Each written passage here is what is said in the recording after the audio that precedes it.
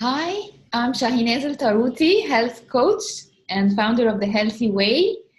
And today I'm very happy to have the pleasure to introduce to you Lisa Gusto. And we together agreed to make this video for you about kids' nutrition and what to feed your children for healthy development. So, hi Lisa, it's great to have. Thank you so much for having me. I'm really happy to be here. It's so nice. Okay, so today we are talking about kids' nutrition, and it's a very sensitive topic for many parents and moms, and they all want to give their children the healthiest food. And really, I will start with the first question that many of my clients find it really shocking when they know that milk is not a necessary food, whether milk, cheese, or dairy products for the children. We all tend to believe that we need to have milk for calcium and for strong bones and for healthy development. So I'd like you to tell them what you think about that. Well, it's almost like calcium and milk has become the same sort of thing, but it's not at all. We need a calcium, we don't need a milk. So the calcium you can also get from, for example, kale. Kale is much more easily the calcium in kale is more easily digested by the body than cow's milk, for example. And we have loads of other sources that are much better, much more easily absorbed. So, for example, sesame seeds is a really good one, and so nice to have in all sorts of dishes. So yeah, we don't really need it. There are plenty of other really good sources that we can use. So you mentioned kale, and then there's also all kinds of leafy greens in general, like spinach. We have here molokhia. This is another vegetable that's very common and loved by all kids. Like all green leaves really have loads of calcium, much even more than there is in milk. And again, when we skip milk, we're avoiding all the hormones and steroids that are given to the cows to produce much more quantities of milk, and all this end up in the bloodstream of our children, and then as if we're giving them those antibiotics and it's not easy to digest the milk that we have nowadays because all the friendly bacteria have been removed. So that's why we see a lot of milk intolerances, and maybe if we drank raw milk, maybe it would be a little bit better for us because we got at least some of the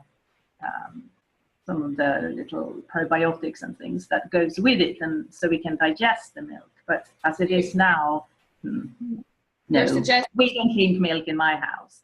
Nobody drinks milk here. Cow's milk, shall I say. So you're not giving them any milk or cheese or any dairy products? No, not that I give them. If they go out, they would possibly have, when I can't control what they're eating, they might have a pizza or things like that. But that's more like a treat type food. We don't have it in the house for the purpose of getting calcium in their body. So how do you make sure they get sufficient calcium? I mean, what would you offer them to make sure they're getting what they need? A lot, as you say, of green leafy veg, and especially kale, which it has been proven to be digested easily by the body, the calcium. So loads of that. I mean, I am an advocate for having 10 mostly portions of vegetables and a little bit of fruit a day. And in that will be a lot of green leafy greens. So yeah, that, and also sesame seeds. You can put that in smoothies. You can make loads of lovely little snacky things, and in hummus you have it. And sometimes I will just eat it with a spoon. I think it's so gorgeous. I love it. It's delicious. I love hummus and stuff. And so this might lead me to the next question, which is, what are your ideas for like healthy ideas for breakfast for kids? What would you suggest, for example? Well, first of all, as I am on a mission of getting 10 vegetables and a little bit of fruits in there a day into the kids. So 10 a day is 5 a day, that your government might also be promoting. I don't know, they certainly do it here. 5 a day, it's nowhere near enough. It should be 10. So I start already in the morning with loads of leafy greens and in a juicer or in a smoothie if I'm in that mood. So that's how I started. So juice definitely with loads of leafy greens. So you suggest, yeah, so let me just clarify. You said that for kids to get the sufficient calcium they need, that you're recommending 10 servings of fruits and vegetables. That's not just for calcium. That's for the whole keeping the body in tip-top shape as much as you can in this day and age with all the And for the calcium, you give them the smoothie in the morning. Like, can you just give us a quick recipe? Well, I have different ones because one boy who's quite allergic to a lot of fruits and vegetables as well. So he will have loads of greens that I put through the juicer. Whatever I have in the kitchen, there will almost always be a bit of kale, and then I will put orange juice in there as well, which is a good source. So that will be his juice. So loads of veg, and the orange juice is, I mean, it has lovely stuff in there as well, but that's really for him to drink it. And then porridge, for example, I think is a really good idea to have porridge. But also, if I do a smoothie, I would have maybe a tahini in there as well. Okay. So, yeah. So depending if I do a smoothie or a juice, but if I do a juice, then the calcium will come from the leaf and a little bit from the orange. So yeah. So some children really do not. Some children instinctively like greens and salads, but some others do not find it really difficult to like drink juice with kale or. So what would you like add, or what would you suggest? Like, how would you like make them like this the green juice? It's not very common. It's not common for kids to go. Usually, you would give them sandwich, cheese, but juice is not very common. What would you do to make them like it? I bribe in certain ways. I mean, one kid likes his juices like that, the other one likes it like this. So I do get up a little bit earlier than I would have wished in the morning to sort this out. And that's my big thing. Get his juice into you, and then you can start the day like that. And I know that you have at least some really good vitamins and minerals in you. But for example, when you start it, have like loads of apple and just a tiny bit of a carrot in there, or a little bit of kale, so they don't even notice it.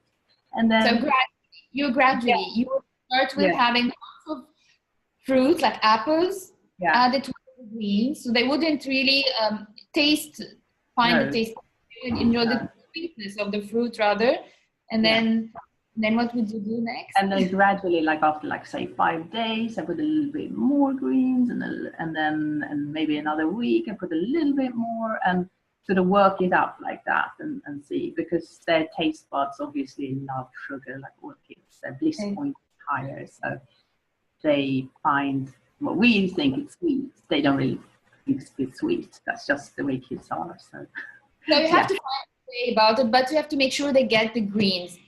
Ideally in the juice form. So you just try to see how your child responds to that, and then maybe you would add some at the beginning some fruits to it, and then gradually they will get used to it. And I mean, we still have fruit in there, not as much as I had when I started doing it for them, but there's still fruit in there. Another nice idea that you mentioned was porridge for breakfast. We think we're talking about healthy ideas for breakfast. So porridge is another idea that maybe you would add. Can you tell us quickly how would you make it a nice. Yeah, I do like porridge, and I do loads of different types of porridges, but one that I come back to all the time is with oats.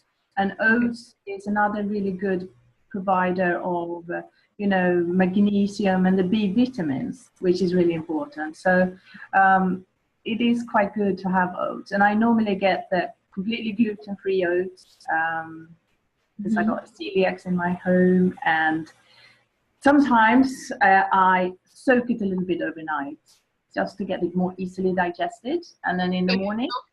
Yes, it's important usually to get rid of the phytic acid and it's been a bit of a debate about those nowadays, but yeah, that's how I was taught as well.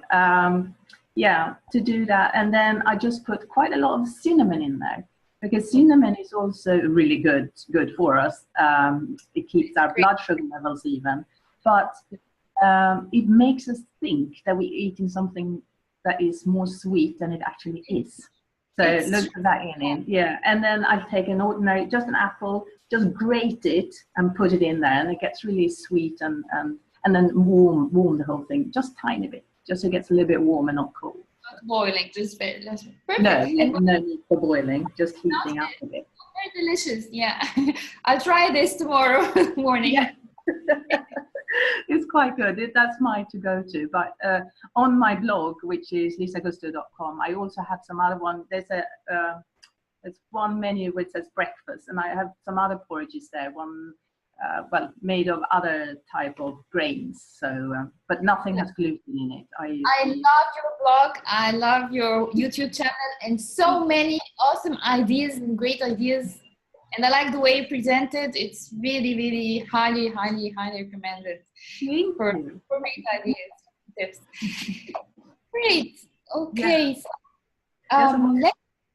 Yes. Sorry. Go ahead. Now I was thinking, especially the 2 points in kids' lives when they really need really good nutrients is infancy, and also as they go into adolescence. That's the really sort of points in life they really need to have good nutrition. Of course, when they become teenagers, that's when they start eating absolute rubbish foods. So it is a little bit of a tricky one for us parents. It's a challenge really to many parents, especially those who are aware of they're health conscious. Yeah. It's really challenging to them. And again, I get asked very often, my clients who learn already how to eat healthy and try to apply this to their children, and they show them the kids really like the healthy food and it's really positive. But then the concern is when the children go out and with their friends, and it's really nobody's eating this way, so they find it very challenging to keep the way they're eating. So what would you tell them? I think just teaching them, because when they are 13, 14, 15, they're not going to do as you say exactly, are they? But they have it. So you constantly remind them. When they then finally maybe go to university, or when they start going to the gym, then that's maybe when they start realizing, oh yeah, I remember my mom said that and that. They will remember it. That's what I hear from my friends who are into nutrition, who has older kids, that they do come back to it. But if they don't, well, we have to constantly instill to them, you eat that because of this, you eat that because of that, you should have this. A little bit like that, nagging and being a bore. But in the end, they will come back to it. And as I said, in adolescence, you really need extra nutrients. And then when they are finally home, we just need to make sure they have some good stuff. So my older ones, I give chlorella tablets, and he has to swallow them, because otherwise he doesn't get, What does it provide? It's basically the chlorella. It's very, very nutritious. Yeah. So sources of nutrients. So, what other alternative other than chlorella would you provide? Well, I just think that just worked for us a bit, So you're finding the way. What's the best way to give them something that's really? I think again the juices, and for for example, for the friendly bacteria, I do a lot of fermenting, as you well know. So my little one likes the fermented vegetables. So I can get that into him quite easily. The older one is a very, very picky eater. So we do kombucha that he drinks. And that's but because not everyone would really know what the kombucha is. No. Again, even chlorella, it's not, again, a substance that's not common for many people here. But I mean, what you're saying is that you want to make sure they're getting enough greens and healthy bacteria. So again, alternative to chlorella might be wheatgrass, for example, powder. Or is that common? This is something that we can find here in Egypt. This is okay.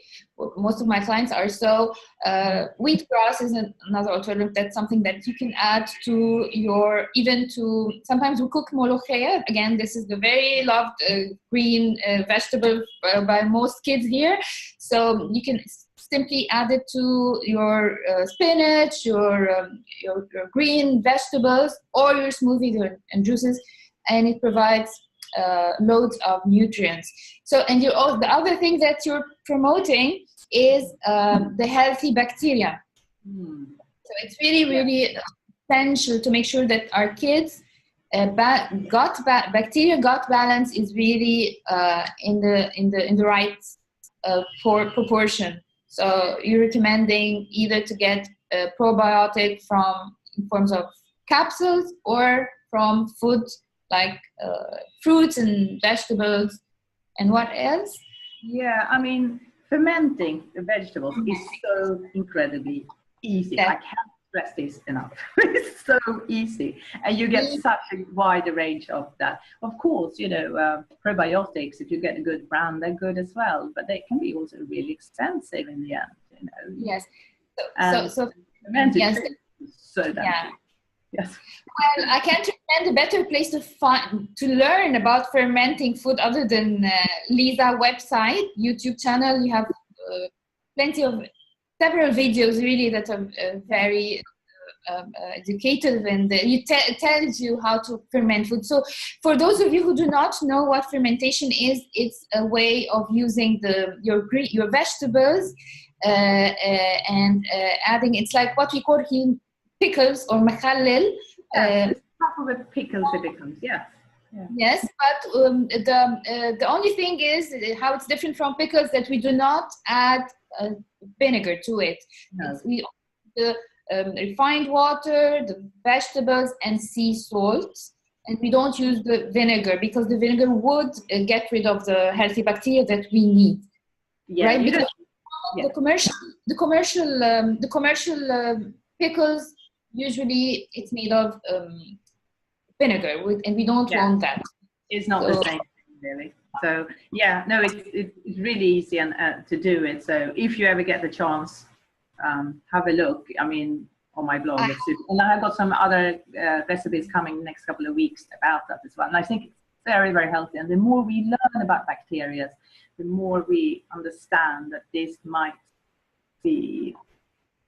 It's essential for immunity, really, but because we tend to look, of course, food is very, very, very important, but the healthy bacteria in our gut, for our kids, it's very, very, very important, and we tend to not think about it or really give it much of importance. It needs really a lot of focus to start really focusing on it. And one other thing that I highly encourage moms is not to rush to give antibiotics whenever it gets sick or have just a flu, or the kids have their own immunity system that can take care of this as long as you're giving them the right food, like warm soups, vitamin C, or from natural sources, and to keep them. You can easily get a cold or a flu. It will take just few days, and then you don't have to give them any antibiotics, because what you do is you're killing the healthy bacteria with the antibiotics. It's really, really bad. So it's even worse than what you think. Yeah, So, no, that's good advice. That's good. So if I have, say, if they're coming down with something, I will normally, first of all, make sure they get their A and D, vitamin A and D. And the form that I found the best source is fermented cod liver oil, and this I get from online. There is other cod liver oils as well that has A and D, you know, because cod liver oil and fish oils are not the same thing. So cod liver oils are good for A and D. Fish oils are good for, you know, getting inflammations down. So omega-3. Yes. yeah, a lot of people think it's the same thing, but Different. it's not. So yeah, so the fermented cod liver oil, even here, it can be a little bit tricky to get hold of, but I get it from online. Yeah. There's been reports, and I've seen scientific papers have, it's so much, I don't know how much better, but it is better, and you need something that really is going to work. And I know also, I mean, vitamin D is so important, but I know these vegetarian sources, and I was so happy when I found loads of vegetarian sources, but we've done tests on one of my children, and the vegetarian sources do not really work for us, shall I say. But whereas we did fermented cod liver oil, it just went really quickly high up the vitamin D levels. So you order this online. This is the only way you did it? Yes, I can't get it in shops here at the moment, but I ordered it online. So, yeah. So again,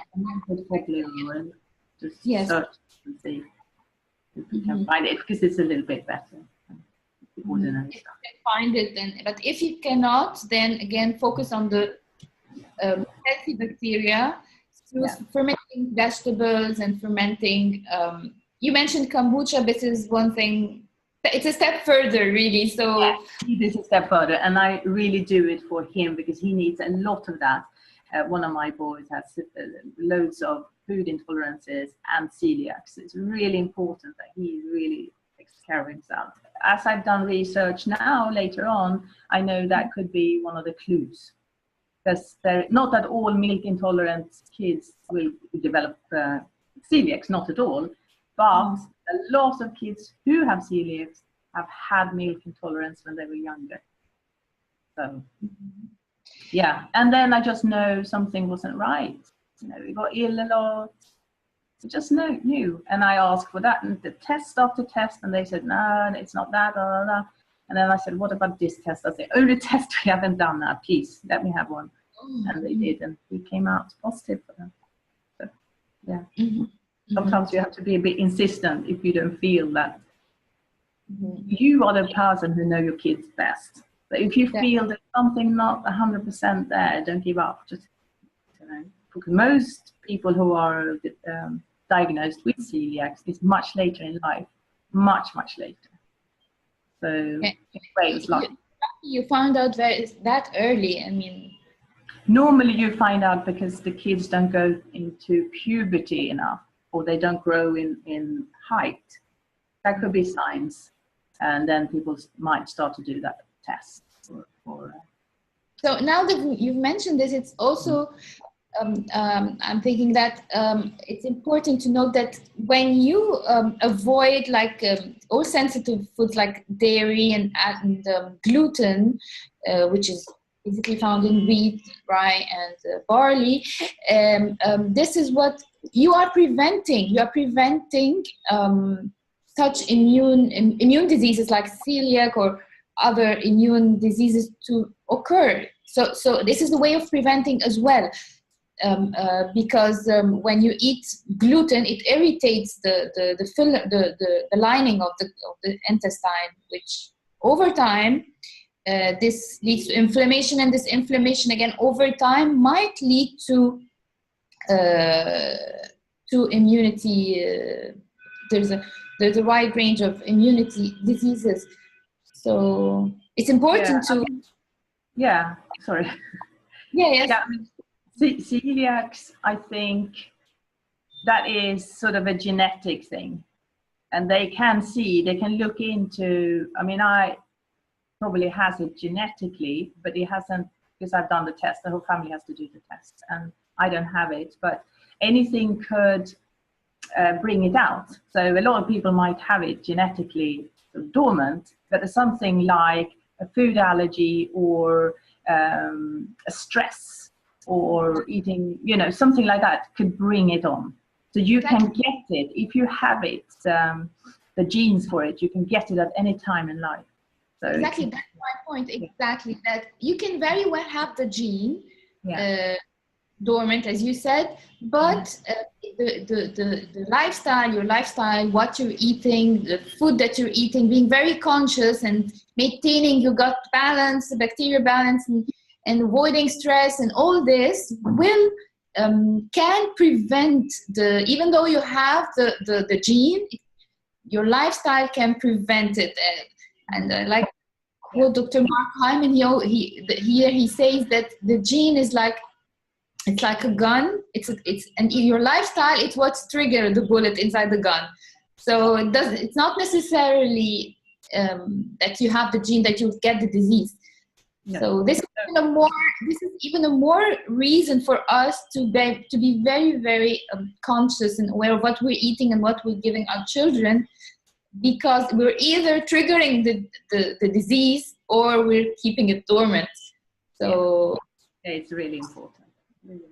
This is why I'm happy that this led us to mention how genetics predisposition can really we can be the reason behind us triggering the disease to happen or not.